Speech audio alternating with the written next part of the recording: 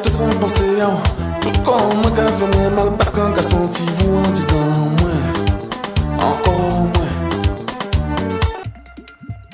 Bonsoir à tous et bienvenue dans notre édition régionale dont voici les principaux titres. Le grand rassemblement du jour. On commence donc ce journal avec la politique. Tous les observateurs avaient le regard braqué sur les abîmes aujourd'hui. La commune qui, à l'occasion de sa fête patronale, a accueilli un public nombreux ce dimanche. Les prochaines élections régionales étaient dans toutes les pensées puisque le maire des abîmes, vous le savez, Éric Jalton, est actuellement très courtisé. Mais son positionnement singulier au sein de sa famille politique crée des crispations. Elles étaient d'ailleurs perceptibles ce midi lors de la cérémonie officielle organisée à Bois-Ripaud où se sont rendus Alex Robin et Alfonso Martinez. Le premier à manifester son désir de constituer une liste pour les prochaines régionales, c'est Jean-Claude Malo. Pourtant, aujourd'hui, le maire de Bouillante a changé d'avis. Il évoque une question de temps, mais il ne cache pas également son agacement face à l'ambiance générale qui accompagne cette pré-campagne. On peut même parler d'une certaine amertume. Écoutez-le, il est interrogé par Alex Robin. À droite de l'échiquier politique, les grandes manœuvres sont également lancées. Claudie Mauvrel a choisi de se démarquer des grands leaders. Elle a convié plusieurs personnalités à une réunion de travail ce matin à Bémao. La dirigeante d'Objectif Guadeloupe est à l'initiative d'une nouvelle association des Totillés Guadeloupe pour demain. Et certaines figures de la droite semblent être séduites par celle qui a pourtant échoué récemment à la présidence de l'UMP Guadeloupe. Alex Robin, Alfonso Martinez. Préparation des régionales toujours. La numéro 2 du Modem, Marielle de Sarnez, s'est exprimée ce soir dans l'émission Cette Actu. L'adjointe de François Bayrou a réitéré l'opposition de son parti à tout changement statutaire relevant de l'article 74 de la Constitution, en réaffirmant sa préoccupation de la vie des gens et notamment des plus démunis. Je vous propose de l'écouter. Elle est interrogée par Jean-Claude Lefort et Olivier Duflot. On parle. Un grand moment de bonheur, c'est ce qu'ont vécu aujourd'hui les adhérents de Flamme RG. Comme chaque année, l'association offrait aux personnes en situation de handicap une journée de détente à l'hôtel Pierre et Vacances. Jeux, bains de piscine, des activités qui peuvent sembler toutes simples. Mais lorsqu'on est en fauteuil roulant, l'accès aux loisirs reste encore difficile en Guadeloupe. Alors chacun a profité au maximum de ces instants. Voyez le reportage de Sophie Pointer et d'Olivier Duflot. 1854-2009, c'est le 155e anniversaire de l'arrivée des premiers Indiens en Guadeloupe. Pour célébrer cet événement, l'association Les Amis de l'Inde a invité une délégation du Conseil national de la culture indienne de Trinidad. La communauté entend rapprocher les citoyens de la Caraïbe, héritiers de cette culture venue d'Inde. Le reportage à Petit Canal de Lise Dolmar et Alfonso Martinez. Et l'invité de ce journal est Eliezer Sitcharn. Bonsoir. Bonsoir. Merci d'avoir accepté notre invitation. Vous êtes, je le rappelle, le président de l'association culturelle Les Amis de l'Inde, C'est bien cela. à l'origine notamment de cette manifestation. On a le sentiment au fil des ans quand même que la communauté indienne guadeloupéenne se réapproprie ses racines, ses origines. Est-ce que vous partagez ce sentiment ? Oui, c'est-à-dire culturel et une tradition culturelle. Alors, au niveau de l'association de l'Inde, nous... Alors, la communauté indienne de Trinidad, on le sait, c'est une communauté très importante, beaucoup plus qu'en Guadeloupe. Est-ce qu'elle ressemble justement à la communauté indienne de Guadeloupe, où il y a des différences vraiment marquées ? Comme vous venez de dire, c'est pour montrer cette évolution en Guadeloupe.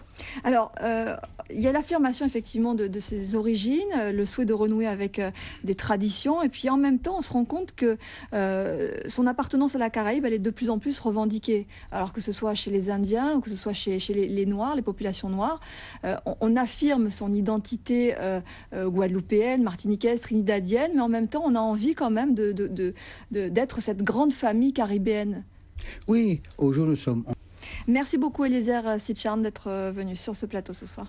Plusieurs décès. On a appris la disparition de Pierre Tarrer, ancien conseiller général entre 1954 et 1968, un élu de gauche qui a lutté aux côtés de son épouse Georges Tarrer. Jacques Gillot, le président du conseil général, salue sa mémoire ce soir. Et puis autre décès, celui de Daniel Julien Esnard, caméraman retraité de RFO. Il était âgé de 83 ans. La direction et le personnel de RFO ont une pensée pour sa famille ce soir. On passe au sport. En bref, tout d'abord, pour la première fois, un Guadeloupéen remporte l'Orange Bowl à Miami. C'est la compétition la plus importante réservée aux juniors. Gianni Mina défait le Néerlandais Arthur De Greef en 2-7, 6-4. 6-4. Il passe numéro 2 au classement mondial et il sera en Guadeloupe demain après-midi.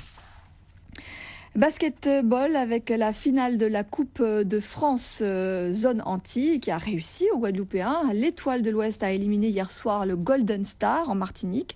Un match disputé à Rivière-Salée, largement dominé par les Guadeloupéens, 81-59. Le résumé est signé Camille Alexandre. Voilà. Retour en Guadeloupe, toujours avec du basketball et ce match gala, Bornello AS Vatable. Les dirigeants du Bornello ont profité de ce derby au sommet pour entamer les festivités du 40e anniversaire de la création du club. Cependant, la fête a failli être gâchée pour le club. Les Bornellotistes n'accèdent à la victoire que dans les 3 dernières minutes d'une rencontre âprement disputée. Le reportage de Robert Gaspard et d'Olivier Duflot. Allez, direction la Grande Galette avec les foulées marie-galantaises. En l'absence d'Eddy Boulat, vainqueur de la précédente édition, cette année c'est un Espagnol, Pablo Garcia, qui a remporté la course entre Grandbourg et Capesterre. Sylvie Loubet est victorieuse chez les femmes, mais les enfants étaient aussi de la partie dès le matin sur un circuit à Capesterre. Retour sur cet événement avec Aury Ménel et Philippe Grenier. On parle de football maintenant avec la dernière rencontre de la 9e journée hier soir à Bémao. En bref, cette récompense assez inattendue. Hier, le prix Carbet de la Caraïbe a été attribué à l'ancien vice-recteur de la Martinique, Alain Plenel. Un prix qui récompense désormais, vous venez de vous en rendre compte, pas seulement les écrivains. Le festival Île Jazz se poursuit à Pointe-à-Pitre. Hier soir, c'est Tricia Heavy et le groupe Falfret qui étaient sur scène, du jazz très caribéen. Depuis la refonte du groupe, il ne s'était jamais produit sur une grande scène guadeloupéenne. Falfret, les retrouvailles que je vous propose de découvrir avec ce reportage signé Paul-Henri Scoll et Ludovic Guédu. Et on termine toujours en musique, mais dans un tout autre registre. Le chanté Noël de l'OMCS de Capesterre à Marie-Galante, en marge des foulées marie-galantaises hier soir. La soirée qui a connu un vif succès populaire était animée par le groupe Cassica. Aury Ménel et Philippe Grenier étaient sur place. Et c'est donc dans la bonne humeur qu'on se quitte. Votre soirée cinéma débute dans quelques instants, 20h15, avec Alexandre, un film d'Oliver Stone, avec Colin Farrell. Demain, l'info revient à 13h, ce sera avec Éric Rayapin. Et à 19h, vous avez rendez-vous avec Laura Séné. Très belle soirée à tous, à la semaine prochaine.